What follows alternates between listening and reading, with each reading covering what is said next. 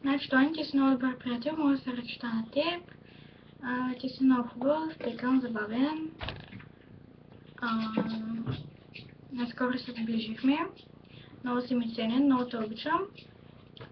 И се надявам за по-напред да имаме само хубави моменти, да не се караме за глупости и да се скараме по-хубаво. Не ще да се скараме хубаво, ама те. И всичко положително, обичам те и не ми се казват романи и те. Тея. Чакай. Тея. Да. Кажи мнение за той. Познаваме се. Да, за първ път се видяхме на молата и запознаваме кой знае колко.